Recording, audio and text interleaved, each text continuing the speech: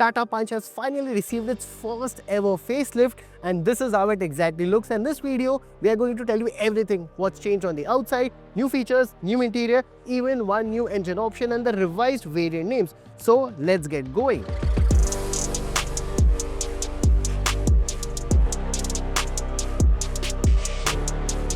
Now first up, we'll tell you what has changed on the outside. So towards the front, while it looks almost the same, it's still recognizable as the old Tata Punch, but there are certain new elements that give it a much more modern and refreshed look. First of all, the DRLs, it's positioned in the same way as before, but these ones are much more sleeker than before, and then you get these grooves on the grille, which actually gives it quite a muscular stance. Now moving down, the halogen headlamps, they are much more sleeker now, and they are all LEDs, including the LED fog lamps. There's also some small cutout on the bumper that gives it a much more stylish look. Now when you look at it at the front, it gets this silver insert on the bumper, which again gives that muscular stance to the car. Now there's a camera here, it's part of the 360-degree camera setup, and even the Tata logo here, it's in dark chrome, and you get this small indent here on the bumper. So overall, these are the changes to the front of the car. Now let's see what's changed to the side. Now the first thing that you will notice here are these wheels. These are dual tone 16-inch alloy wheels that is offered only with the top spec ones. For the lower variants, you get 15-inch steel wheels or the hyper style wheels as Tata calls it. Now except for the new alloy wheels, the entire side profile remains same even in terms of dimensions. The Punch remains same, it continues to be offered with dual tone paint scheme. You still get the B-pillar mounted door handle for the rear. Now what's really changed here is this rear profile. These connected tail lamps, as the trend goes, has made it to the new Tata Punch. Again, the Punch branding on the tailgate. This is again the camera that completes the 360-degree camera setup, and a silver insert on the bumper. Now this is the petrol version, so you get a bigger 366 liters of boot space. Now that will be reduced to 210 liters if you opt for the dual CNG variant. So yeah, this is the boot space. This is the entire rear profile. Even the spoiler here, in fact, is much more pronounced than before. Now let us know, what do you think of this revised rear profile of the new Tata Punch. Now this was the outside. Now let's check the interior to tell you about the new interior theme, features, and even one new engine option.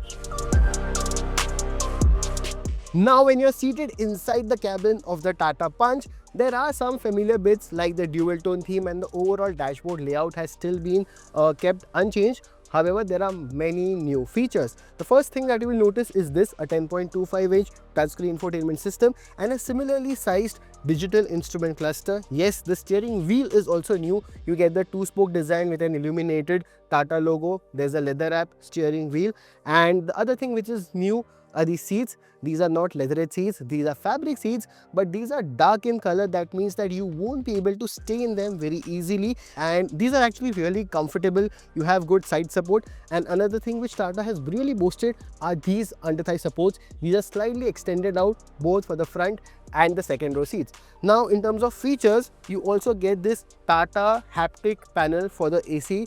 Now, we've not been a fan of this particular panel because it doesn't really have any feedback, but like it's with all other Tata models, it has made it to the new Tata Punch. You also get a wireless charger here. There is an armrest here with storage. It also slides.